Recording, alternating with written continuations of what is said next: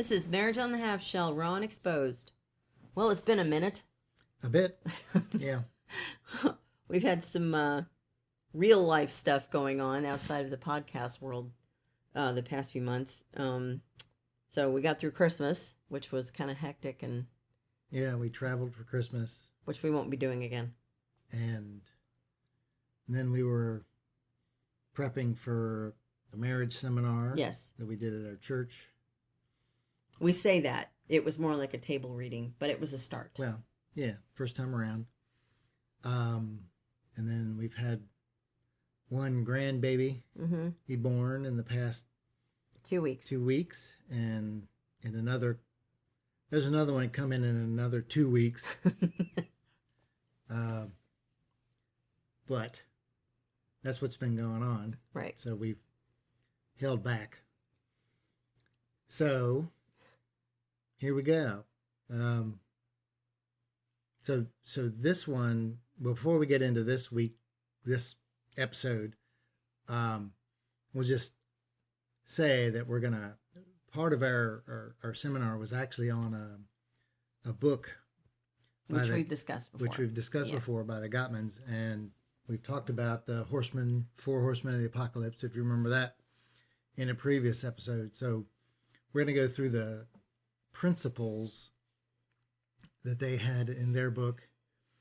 I think the next episode will cover how to do conflict, and there's two types of conflict that they identify. Right. We did an episode on conflict before, but this will be a little different. So, yeah. The good fight, I think, was that episode, but this is their perspective and the two types of conflict that there are. And I think we can fit both of those into one episode, but if we really go long, we'll split it. Mm-hmm. And then we'll cover the other principles. And it's basically how to make marriage work, their principles. Yeah. And that's what we covered in our seminar, among other things. And so that's the teaser.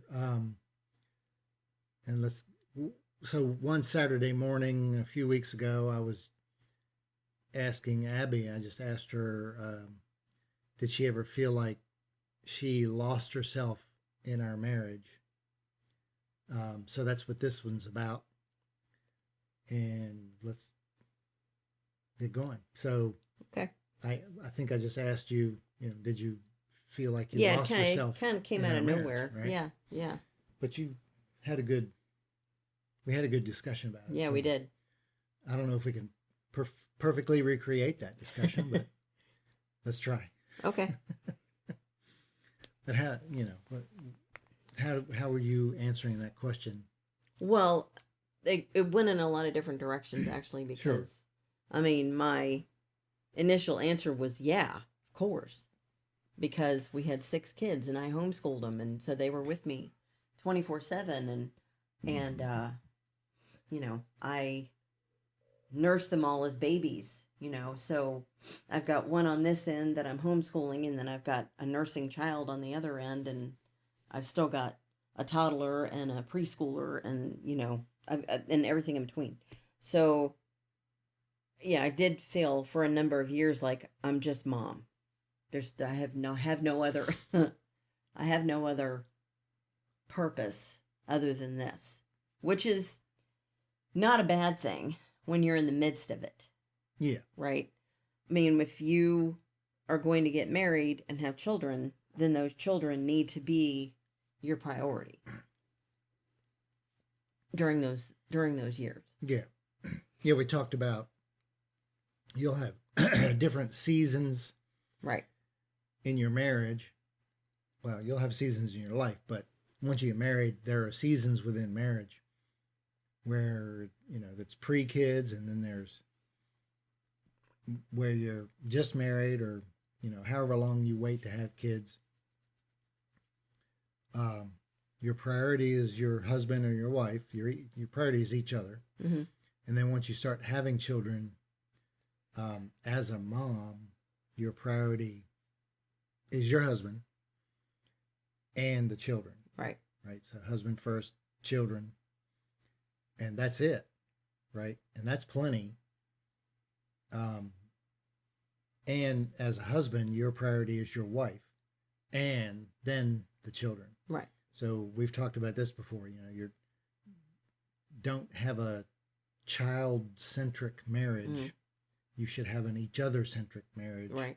And the children orbit around you until they grow up. Right. And you're training them to get out in the world. And we've talked about that, right? Right. If you just focus on your kids, then you're gonna wonder what you're doing once they've all moved out. Mm-hmm. Right. So, and your marriage may fail simply because you've kind of lost each other. Yeah, you didn't get to know each other over the years. You didn't grow Right. together. Right. So Right. that's not what we're No, really talking no, not about really. here. But just to put that in context. So Mhm. you as a mom can feel like this is my purpose, and it is for the season. Right. But that doesn't mean you want to lose yourself completely. Mm-hmm. Right. I mean, we make sacrifices. Just to be married, you make sacrifices. Right. Each other for each other, and then for children, you make sacrifices.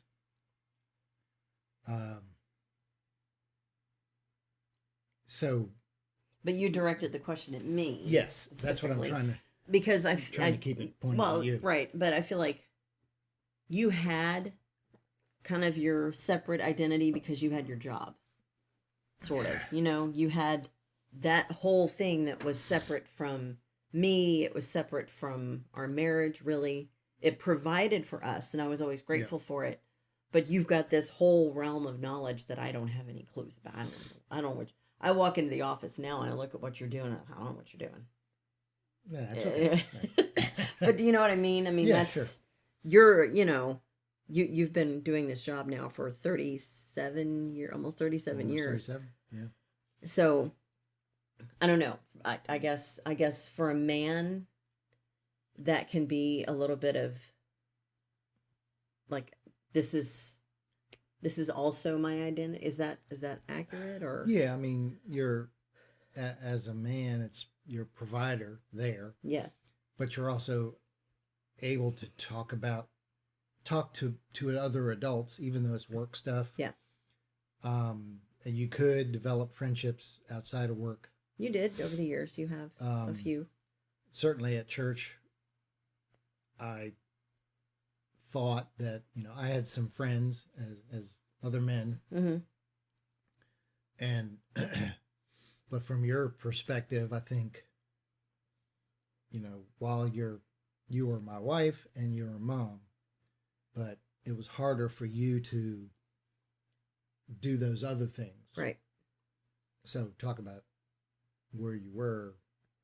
I will say that some of it for me was, the only word I can think of is the psychological issues that I was having. It was, I spent a good many years trying not to be my mom.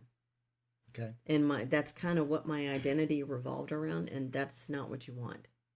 Okay. You don't want your identity to revolve around, I'm not going to be that thing. Okay. Right? Because, that's a negative, then you're just focusing on the negative all the time. It sounds like a positive thing, but it's not. And B, what we found is that the harder you try to run away for something, the quicker it happens, actually. Yeah. Because that had been my mindset for, too many years until our older children became teenagers. That was always in my head. I can't be my mom. I can't be my mom. And you have to go back and listen to prior episodes I'm not going to go into all that. My mom and I had this wildly dysfunctional relationship. Anyway, and I did not want to repeat the pattern. Mm-hmm. But what I had done was I made that my identity rather than saying, I'm going to be the best mom that I know how to be. Yep. And I'm going to learn everything I can about my kids, and I'm going to be their mom. That's not what I was doing. and it skewed everything For for Yeah, a long for a long time. time. It really pushed things in a bad direction for a long time. And it wasn't until I came to grips with that, realized what I was doing, that I was able to shift my focus. And at that point, my two oldest were 16 and 18. I think so. Yeah. Yeah. Yeah. So there were 16, 18, and then what was she, 14 or 14. 14? And then I had the three younger kids, but they don't remember all of this. Thank God they don't. They don't remember it really. But I started to focus on things that I was interested in. Yep. And that was an eye opener to me. It never occurred to me to do that. Mm-hmm. It's like, no, I've got to homeschool these kids, and I've got to run them here and run them there, and doctor's appointments and dentist appointments, and do all, I've got to do all the things. And it just never occurred to me to find something that I was interested in. Yep. And so kind of a turning point prior to that, when the girls were a little younger than that, we used to live around DC. So we would go down to DC all the time. We'd go to the museums and the memorials, and we loved it. We really loved it. Yeah. So I had the girls down there on a field trip one day, and they said, "Mom, we want to see all the memorials, all of them." Mm-hmm. And I was like, "Okay, if we're going to do that, we're going to do it in one day." Whew, that was rough. That was like what? 8 miles. 8 miles? 8 miles, because I had a pedometer. Of walking? That was just, the walking. So, but we got down there we got on the train at like 7 a.m. We got down to DC at 8, and we just started walking. Mm-hmm. And it must have been around Veterans Day, because I noticed that there were veterans everywhere. Okay. They were everywhere. And one thing I noticed, which didn't shock me at all, was that there was a bigger crowd around the Vietnam War Memorial down there, okay. A bigger crowd of veterans. And they looked sadder than the other veterans. Okay. They did.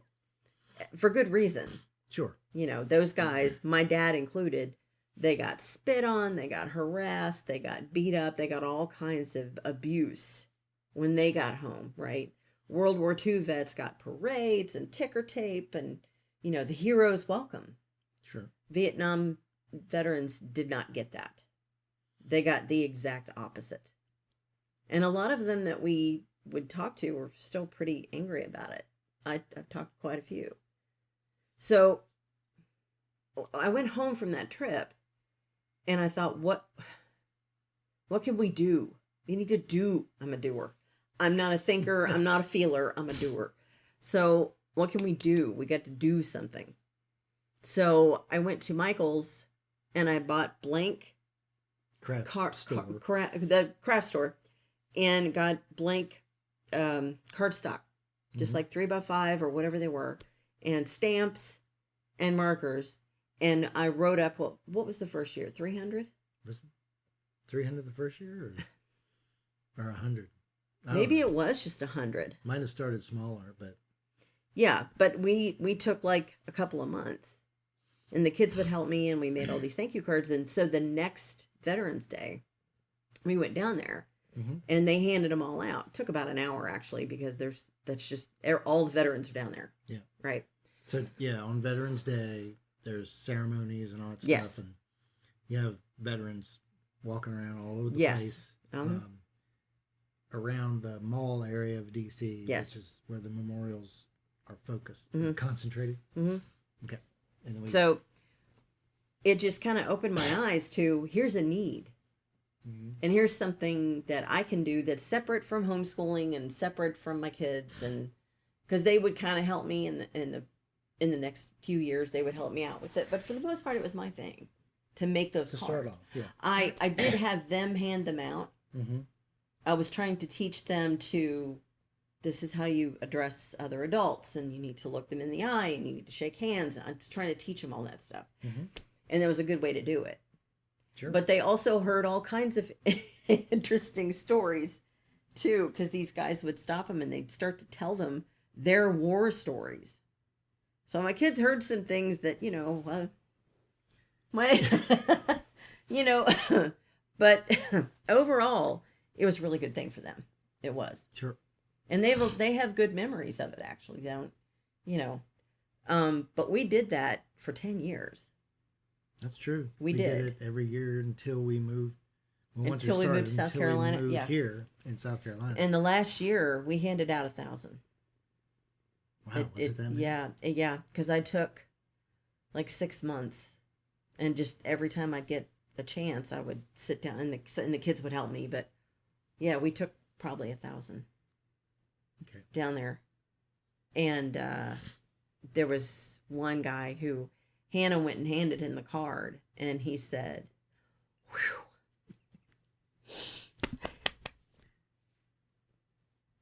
He said he'd collected them all.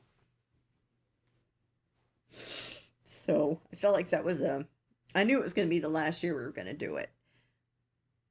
I felt like that was a fitting end to that, that thing that we did. But in addition to that, I also, I found out about Fisher House, which is if you've not heard of Fisher House, it's like Ronald McDonald House, but for veterans. Like if your husband or your spouse or whatever is in the hospital, it's a place where you can go and stay. And they're really nice, So we did fundraisers for Fisher House. We took them Christmas cookies every year. We did all kinds of stuff. And then I volunteered for the USO for 2 years. I would drive to the airport at, 6 o'clock, and I'd be rolling in about 11. Yeah.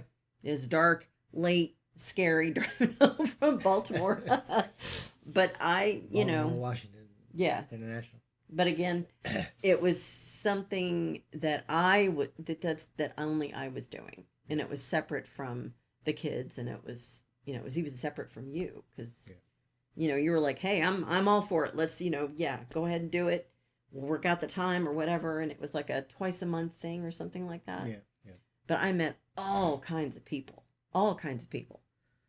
So that really helped me to see that I have something to offer that's separate from just being a homeschool mom or a mom or even just being a wife. I have something to offer too, and I think that's kind of the point of what we're talking about right now. It's like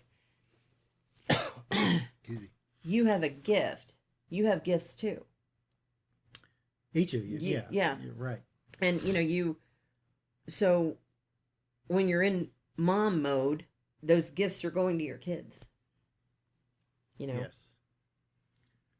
But yeah. So the point was to help you find things that you could be passionate about. Right. And I think a lot of women probably come into marriage with hobbies. Sure. But I think given your dysfunction, your dysfunctional family growing up, I'm not sure that you really had a chance to iron that out or figure that out. No. Right? No. So it's a kind of a double whammy. It's like not just losing something, but not able to figure it out. So we had to work through that and enable you to figure those things out. You also volunteered at the Crisis Pregnancy Center. I did do that while. when we first got married while I was pregnant with Kate. Yeah. She's our oldest. So we tried I tried that. That was just like something else that I felt passionate about at the time, but once I started having kids, that went out the window. I couldn't keep harder. doing that. Yeah, it was very hard. Well, I think once the kids to do that. Yeah, once the kids were old enough. So there was a few years where we weren't doing anything like that, but then once the kids were kind of old enough, even the younger ones we could take down there with us. It's not like we had babies at that point. Yeah. Or toddlers. Right. So we could take all the kids down there, for instance, down to DC with us and do this thank you card thing and hand those out. Yeah. Yeah. And then after we moved down here. Well, so that was getting close to the time that we were going to be done homeschooling. Now, my 3 younger kids were either in high school or approaching that period of time. So, one of the homeschool dynamics that just kind of happens is you're very hands-on, like say 1st through 6th grade. Like you're more hands-on with them, right? It's kind of like you have classes with them and you're sitting and you're doing things with them and all of that. But the idea of it is that once they reach, say, later middle school and into high school, they're independent. Yeah. And you give them their work at the beginning of the week, and then you go back and look at it at the end of the week, and they do it themselves. This is why a lot of these like restaurants and places like this, they want homeschoolers because they're self-starters. Yeah. You know, they're motivated, they're self-starters.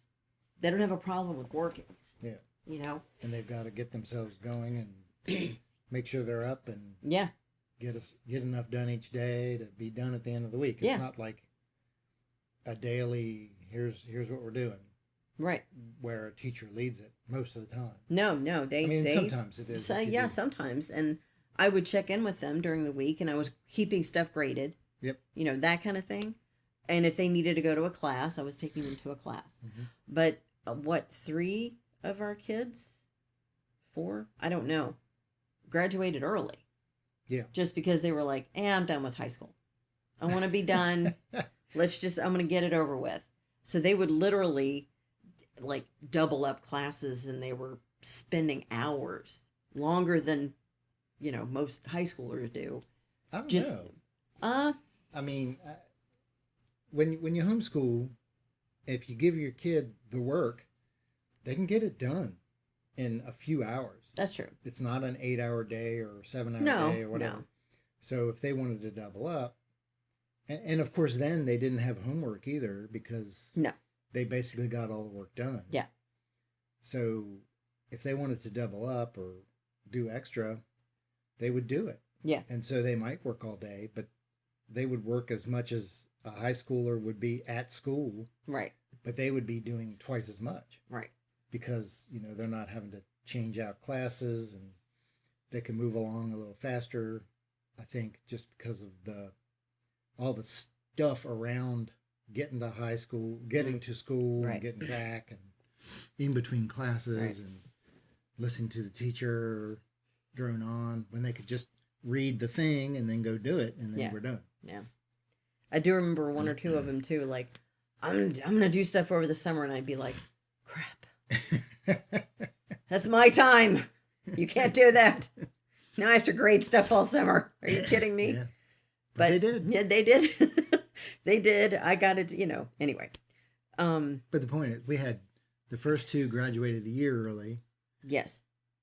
And I'm not sure. Jonathan graduated 2 years early. 2 years early. But we had started him early. Yeah. And I'm not sure. Maybe Hannah was. Hannah finished all her high school stuff in one summer.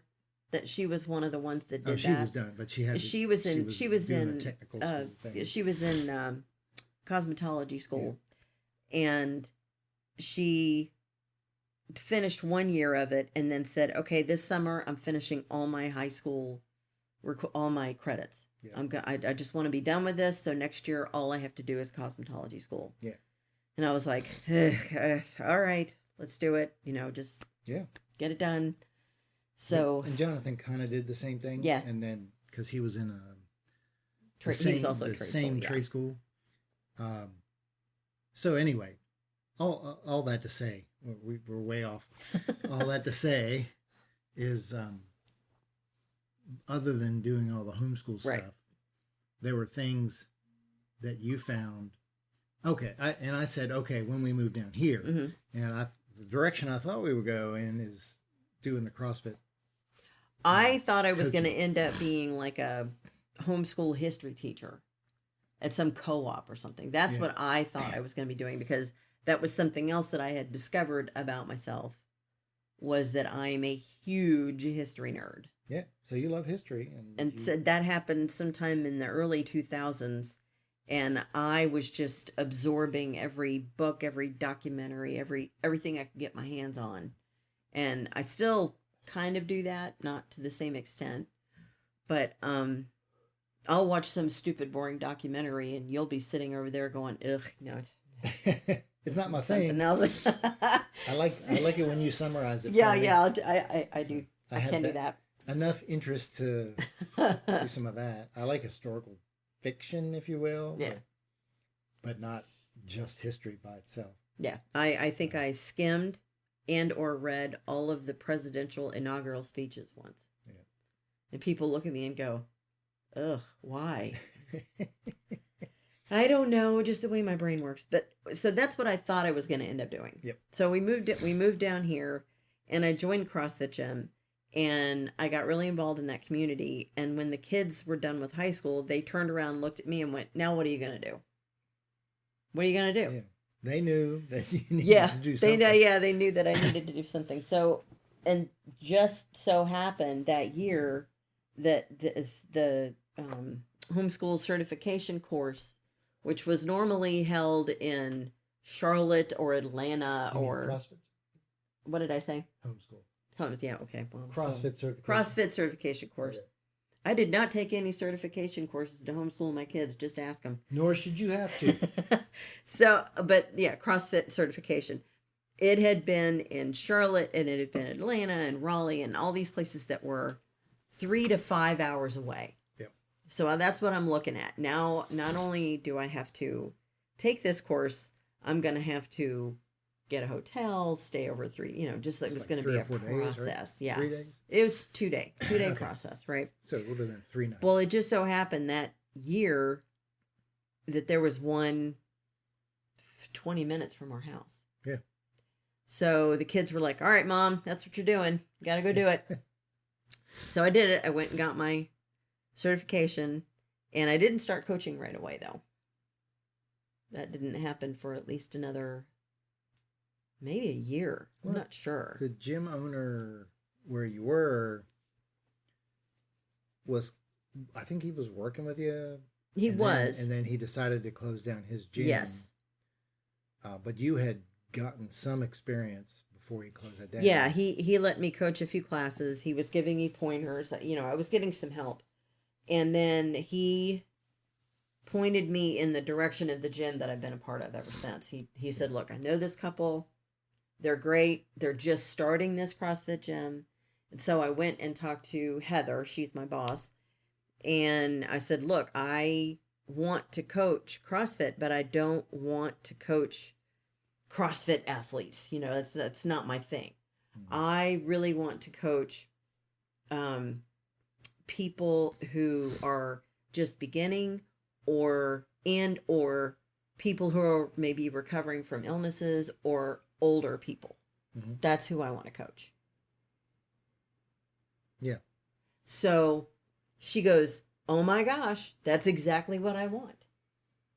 I want someone like that in my gym." Oh, to send people to.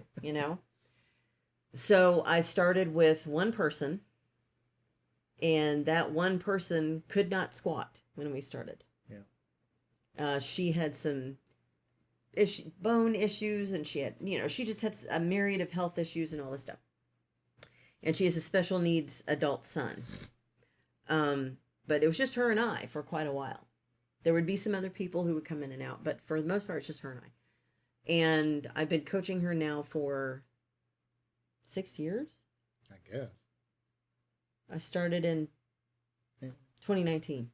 Okay. So it's been Almost 6 years. almost 6 years. And this woman is now running 5Ks, and she runs circles around everybody else pretty much. Yeah. And I have all these ladies are all in different stages of life, but of health. they're all either health and where their lives are, but they're all either slightly older than me or 10 years older than me. You know, that's the way it's shaken out. And I get a lot out of it. It's, you know. Yeah, you're helping a group of ladies, and sometimes they're a couple of their kids. Mm-hmm. You got a veteran there who comes now and then. Yeah. Right? Yep. So you're helping various people be healthy. Yeah. Not just be a gym bro. They don't want that anyway. They don't want that. Well, and, you know, and another part of, and you know, now we're grandparents. Yeah. And it's not like, oh, I want that to be my identity, because my primary focus now is building my relationship with you and spending time with you, right? Because now we're empty nesters, right? Yeah. But being in my grandchildren's sphere, being in their lives and being a part of their lives is really important to me too. Yeah. And it's given me like another level of fulfillment to build relationships with my children's children. Yeah. You know? Same here. So, and that's wild. I didn't expect that. I didn't know, you know, I mean, you go into it, you don't know how you're going to feel, you know? It's like... Well, I think the culture today with parents and grandparents isn't quite what it used to be overall. No. Right. But as if you're older and you want to be in your grandparent or your grandkids' lives, they'll welcome it generally, as long as you want to have a good relationship with your kids, and then you have a good relationship with your grandkids. And yeah. It's just I don't know. They say when you've come up and you've grown up as a kid and you've experienced childhood, and then you get to re-experience childhood when you have children, but not the same way that obviously you were a child, right? Yeah. But you can kind of live it a different way, mm-hmm. right?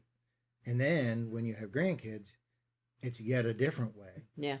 And they go home when you're done. Yeah. Or you can go home and their parents can take care of them. Yeah. So that's a positive for having kids, and I think a lot of people just don't get it, don't put enough effort in to do it. Right. But anyway, so in all that, I mean, all of this to say that we didn't realize, I think, maybe you did, but to be able to put it into words to say, hey, we need to not lose our identities within our marriage, mm-hmm. right? Because we're still two separate people. Right. And you're going to remain two separate people, but you're in this partnership. Right. Tied together until death do you part, right? So you just don't want to get lost in that and lose who you are and wonder about that. I think some people may end up wondering about it, and then they get I think some marriage failures can be chalked up to losing myself, and I never got to do anything that I really wanted to do, mm-hmm. right? And it's like, well, if you're going to choose to get married, there are some things that you maybe really wanted to do that you might not do. Right. Right. Mm-hmm. That doesn't mean you can't do something like it, and it doesn't mean you should. Doesn't mean you shouldn't. Let me say it a positive way. It's like you should try to find out who you are as an individual, and then do that within your marriage. So, I was reading something. I can't remember what it was, but they were talking about how the one of the husband or wife, I can't remember, was always had this dream of climbing Mount Everest, and I don't think that's a Ugh, wise thing no. to do. If you're gonna do, if you're gonna do something like that, you probably want to stay single. Yes. Uh, but that doesn't mean you can't have the dream to do it. And then how would your spouse help you? And maybe you both learn how to do some rock climbing and hiking, and there are plenty of smaller mountains around.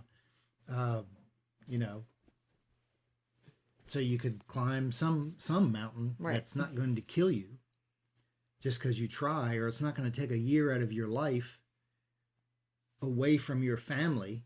Yeah. And that's dumb, right? And that's if you live. So anyway, and that was an example, but it could be a lot of different things. And of course, you're going to discover new hobbies. So you'll sacrifice some hobbies, or maybe partially. Mm-hmm. I was thinking, as a guy, it'd be like, well, if I had a boat and I went fishing every weekend, but once I get married, I can't actually do that.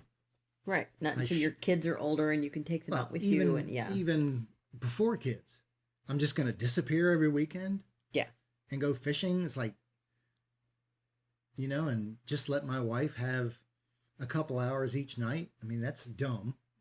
That's going to destroy your marriage. So maybe you go one weekend and then not the next, or you both go. Yeah. Because you never know if you'll like it. You might. And then if there's something a hobby that you have, I don't necessarily have to love it, but that doesn't mean I don't do it now and then with you. So anyway, the hobbies, the doing things where you find fulfillment. Right. Right. We've talked about happiness before and chasing the dopamine and all that, and that's another dumb thing. Yeah. But you should find fulfillment mm-hmm. in what you're doing. You have a purpose in your life, and part of it is maybe your job, part of it is raising your children, part of it is the hobbies that you have, or if you want to write something, or like us doing this podcast, or whatever. Anyway, so was there more that you wanted to bring up? I was just gonna add, part of what I was trying to process as well was I was never encouraged to do anything as a kid. Yeah. Like my parents just didn't really encourage me to do anything. And so when we got married, I had this mindset of I'm just not good at anything. I'm just not. And I think that carried over into being a mother as well. I just never felt adequate, never felt like I was really good at it, But the volunteering and all of that, it brought out this, it helped me to discover that is part of my personality. Not volunteering for some women's ministry, not volunteering to be around a bunch of women or do women's events, things like that. That's still not my thing. That's not your thing. And that's okay if it's your thing. Yeah, no, I mean, look, you've got to do... That wasn't your thing. Yes, no. Yeah. But for me, it made more sense to volunteer for veterans. Mm-hmm. Because I'm a straight talker. I don't tell lies. I say it like it is. I'm pretty blunt. Blunt. Yes. Yep. Right. I'm very honest. And that doesn't go over so well in women's circles sometimes. I could come off a little harsh. Yeah. Sometimes. So being around a bunch of veterans, they don't care. They would prefer it. Yeah. They want a straight talker. They don't want to be coddled and have their feelings catered to. My job at the USO was to check them in, have a little chat with them, And then if I was back in the kitchen, say, hey, here's some chips, here, and come on up and talk to me and tell me about your experience or whatever. And I could handle it. Yeah. Whatever they told me, I heard some horrible stuff. These veterans would come in and tell stories. It's like, holy crap, you can't wrap your head around it, right? Yeah. But I would come home unaffected. Just didn't, and it's not that I didn't feel anything. It's that I could handle it. Yeah. Right? So I think that's another reason that coaching is a good fit for me. Yeah, because you just, come on, you got to get this done. Yeah. Stop whining. Yeah, I do. I mean, no, look, I help my people that I coach, I help them evaluate where they are week to week, because we're all getting older. We're all going to have weird aches and pains and this thing and that thing. And now I'm dealing with, whatever we're dealing with. I've got one lady who's, and she's a year into her cancer recovery. Yeah. But she's showing up. She's showing up 4 to 5 days a week. And at least 2 of those times, I'm going to have a talk with her about scaling things down. She doesn't like it, but it's got to be done. It's got to be done. And then I know everybody else's aches and pains. Yeah. And I try to navigate around stuff. But generally when they come in, and they're like, you want us to do what? And I'll go, I already did it. So guess what? You can do it too. Yeah, because you do it first. And then So anyway, I think that did bring out that side of my personality that I think I always thought it was a bad thing. Because it's not super feminine. But you can be very feminine when you should, and then you can be tough when you need to. I was just sitting here thinking, it's like, I think part of the success of one thing that has helped us with our successful marriage is the fact that you are direct. Because men like direct. We don't like hints. I mean, we can't read minds. We don't like hints. I would try that from time to time, and you would always come and look at me and go, stop it.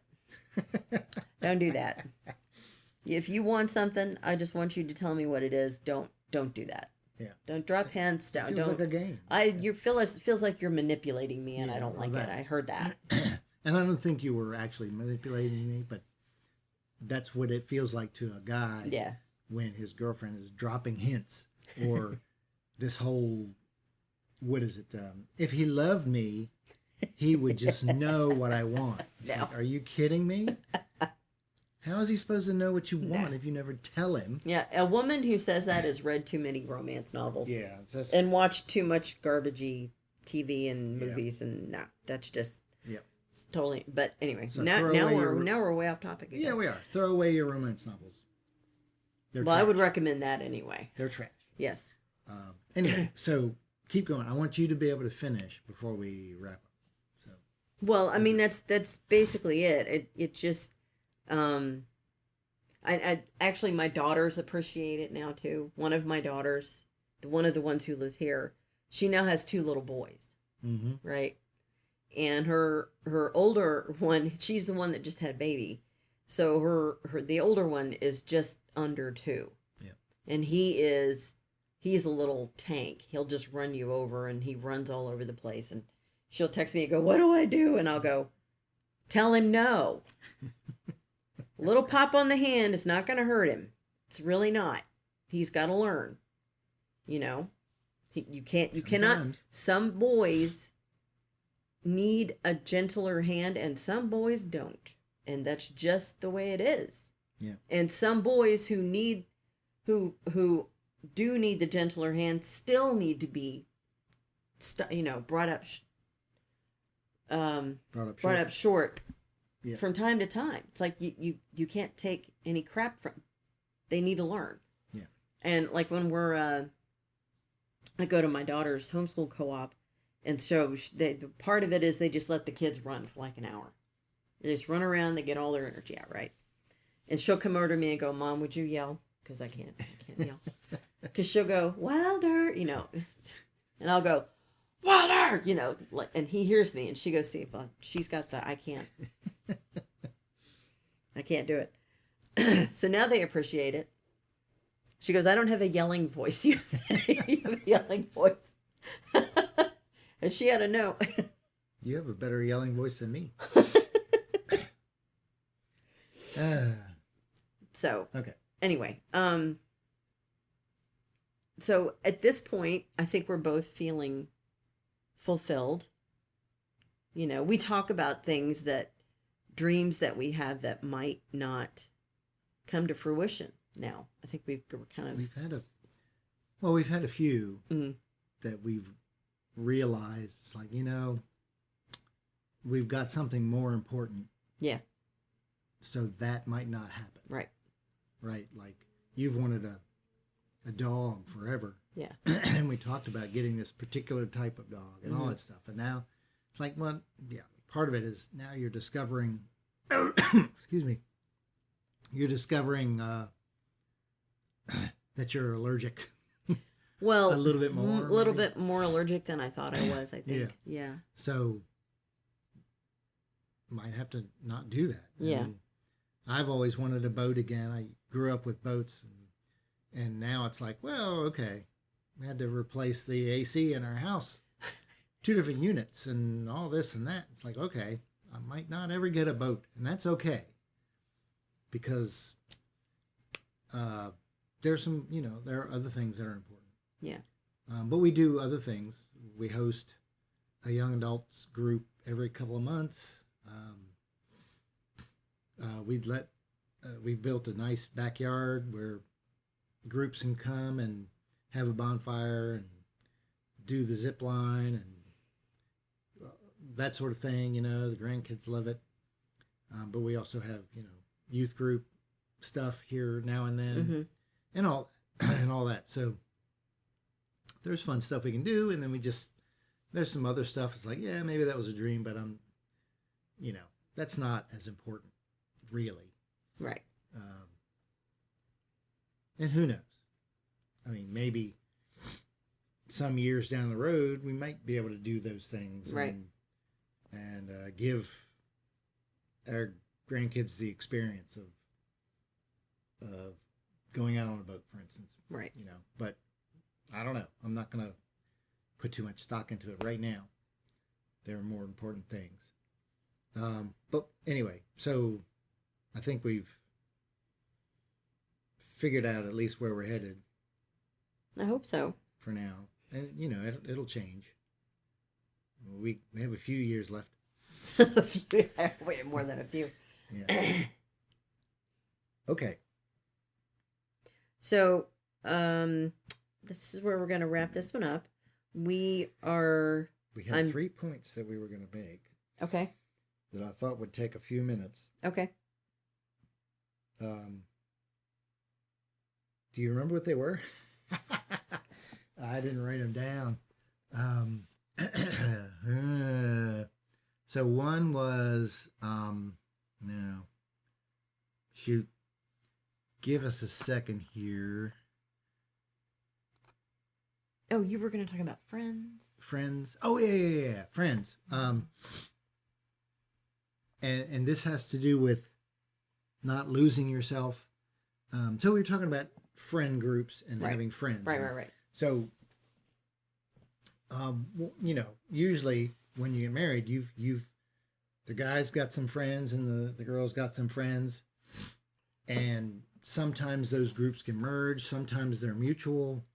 They've become mutual or whatever. But, and then there's nothing wrong with, like, the husband going out with his buddies now and then. Right. To do something, fishing, bowling, whatever. Yeah. Playing pool, whatever. And the same thing with the ladies. It's like have a night out with your lady friends and catch up or whatever. And there's nothing wrong with that. It'd be better if you had a group of married friends, since you are married. Right. That you all did something together as married couples. Mm-hmm. That's the ideal. At least that's what I grew up with. And I think you did too. Yes, I did. Actually, I did. Yeah. Yeah. Yeah. So, like my dad was in a country band, and it was his guy friends who were in the band, but then the wives would go and they would all be together, and the wives would hang out and do their thing, and the guys would hang out and do their thing, or they'd play cards or whatever. My parents' stuff revolved more around smoking and drinking, but whatever. Yeah. Oh, well, there was plenty of drinking when my parents were raising us. But again, it's okay to go out with your, as ladies or as men. So don't lose that. I think it doesn't mean it can happen as often as it used to. Like, Yeah. when you were in college, Every weekend, yeah. And sometimes during the week, you can't do that. Once you get married, if you're going to get married, then you have to understand that your marriage becomes your highest priority, but you don't want to lose the other things. Now, that being said, I think I may have mentioned this before. One of the things we said in our marriage seminars, and this is, I would say, primarily, I don't get myself in trouble here, but it's primarily ladies where this happens. Right, it is. Where if you're a group of married ladies, say, a couple situations, if you're a group of married ladies and one of your friend group gets a divorce, obviously you don't want that to happen, but if it does, then statistics show that every other marriage in that friend group has an increased risk of divorce because of the one divorced person. Mm-hmm. And I think it's because she's the only one who's divorced. She doesn't want to be alone. So she begins to draw the others in and make them think negative thoughts about their husbands. Mm-hmm. Maybe not on purpose, but it happens. Yeah. And so it's a statistic, but it's an increased risk. Right. And women, ladies, that doesn't mean push that divorced woman out of your circle. Certainly not saying that. I mean, she needs support. I get it. She needs friends. She don't want to be alone. I get that. Yeah. Nobody should have to be alone. But it's something just to watch out for. If you start to get this feeling like, oh, we're getting drawn into gossiping about our husbands. Like, well, we've talked about that before on this podcast. Right. That is a no-no. Yeah. You do not do that. It goes both ways, but yes. It definitely goes both ways, but men generally don't talk about No, they kind of don't. talk about their wives that way. Yeah. Generally. Or if they do, then they're way down the road. And it's immature. But anyway, so all that to say is, keep your friends, but watch them. Mm-hmm. Be careful when stuff like that starts to happen. You've got to stand firm and say, no, we're not going to do this. Mm-hmm. And if it means cutting her out because she won't stop, then do it. As sad as that is. But it'd be better if you could bring that one lady up short and say, we're not going to bash our husbands. No. Yeah. Anyway, the second point I had was when you do get married, and as we said, you've got your friends and he's got his friends, evaluate your friends. Yeah. Right? Because if you're married now and you've each got a bunch of single friends, you're kind of in a different world. Right? Yeah, yeah. You've got different responsibilities now. And that, again, it doesn't mean you can't go out with your friends, but if you're a married man and you go act like a single man when you go out with your friends, then you're doing something wrong. You should not be out there. If you're a married woman and you go out and act like a single woman going to a bar, a club, Right. dancing with other guys, or as a guy going out there dancing with other girls when you're out with your boys, you're not acting married. You're acting single, and you're going to sabotage your relationship. Right. Right. Okay. So you evaluate your friends. Because if they're, and you need to do this for two reasons. One is if they're really mature, then, you have to just at least understand where they're coming from. They're still single, blah, blah, blah, right? The other third point I made was once you're married, or actually before you're married, once you're in a committed relationship, like even before you get engaged, if you're dating, especially if you're engaged, and definitely especially if you're married, but if you're dating, if you're a woman who's got guy friends who are orbiting around her, Yeah. your boyfriend should be saying, I want to protect our relationship. So I don't have friends of the opposite sex that are close, right? Yeah. That are not already paired off as boyfriend, girlfriend with someone else. You shouldn't either. Because I tell you, I'll just be blunt. If there are guys orbiting around a girl and she's got a boyfriend, they're just waiting for the chance to weaken her will and pick her off for themselves. I'm sorry. If they don't back off when she's got a boyfriend, then that's what they're doing. And it doesn't look great for the guys, but that's what's happening. Yeah. And it can go the other way too.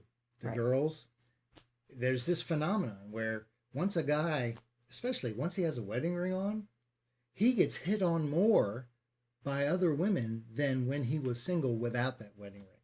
Yes, but do you know why? It's a weird phenomenon. Okay, It's like a pre-selection. He's been vetted. Yeah. I think psychologically, they see that, okay, he's been vetted by at least one other woman. Sure. So he's a good guy. He's safe. I can go after him. And that's what they'll do. Well, it's also, for a woman, a man who is willing to commit can be very sexy. That can be a very sexy quality. Sure. So, and if a woman has no standards and no morals, then go after that. she'll go after him, Yep. And she's only doing that because she finds a commitment sexy. She's just going about it the wrong way. Oh, go find your absolutely. own man to be committed to.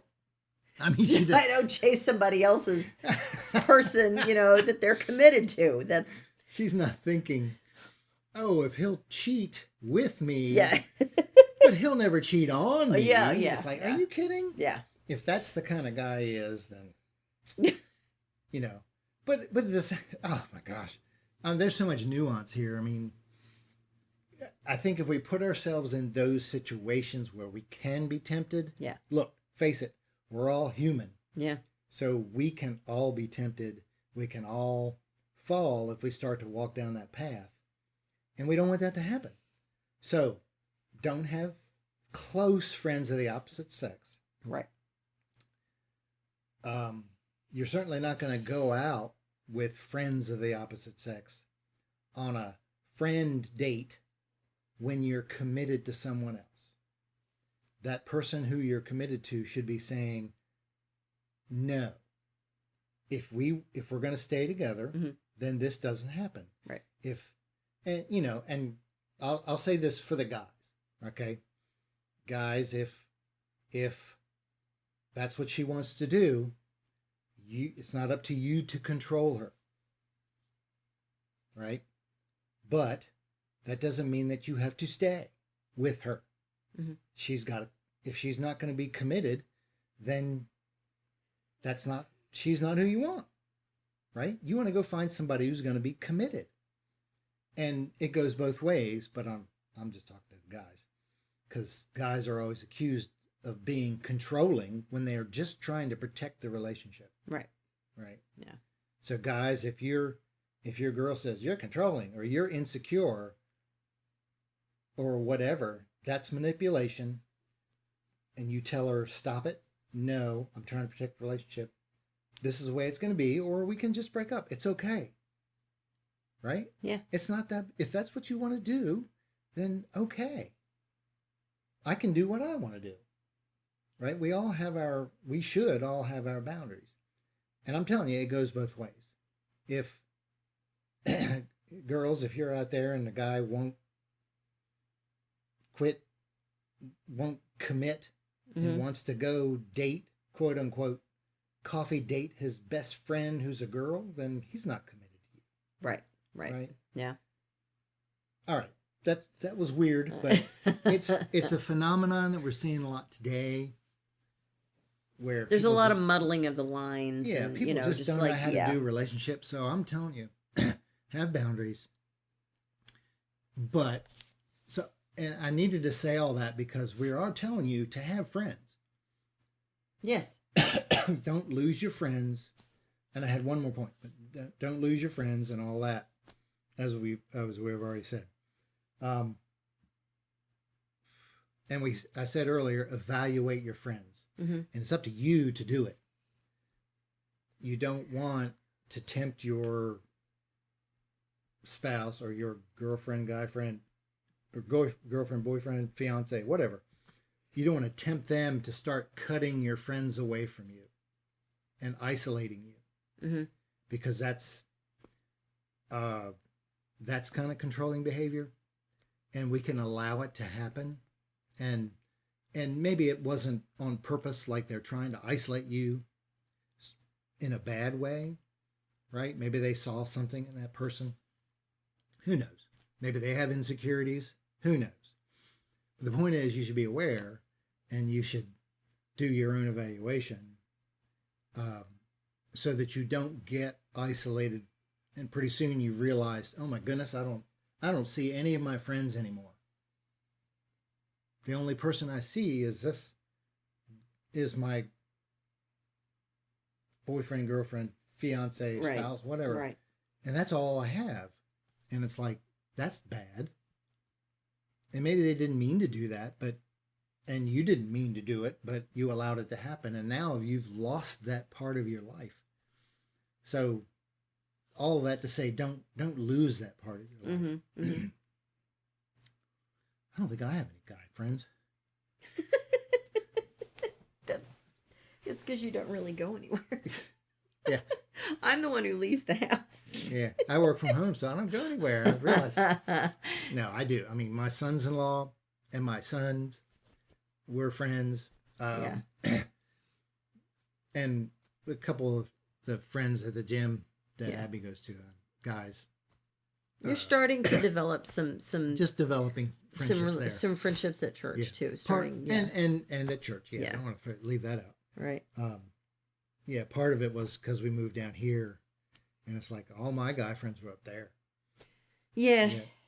And I didn't go to the CrossFit gym that Abby went to. I worked out at home and worked from home. Right. So I didn't develop new friends. It didn't bother me so much because I'm kind of like, I just assume, just assume not have to deal with that again. But it's okay. I'm developing. I thought it'd be funny just to say that because it's like when we moved down here, I didn't have any guy friends that were here. I mean, obviously, still up in Maryland. Right. But anyway, that's funny. Okay, that was a bunch of stuff that was kind of weird. But I felt it was important because it kind of plays into the whole don't lose yourself thing. Right. But that's it. Okay. So you were going to say something else. Maybe you were going to talk about the future? I'm just talking about the future. Okay. So you go. I'm just going to say I don't want to commit to a time frame. We've never committed to a time frame. We don't really do that.